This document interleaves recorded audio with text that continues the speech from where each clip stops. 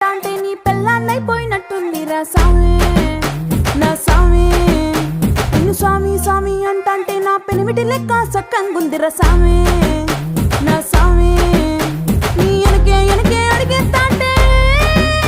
నీ ఎనకే ఎనకే అడిగేస్తాంటే ఎంకన్న గోడి ఎక్కినట్టుందిరా సామి నీ పక్కన కూసుంటాంటే పరమేశ్వరుడే దక్కినట్టుందిరా సామి నువ్వు ఎల్లే దారి సుత్తా ఉంటే ఎరే ఎండినట్టుందిరా సామే నా సామే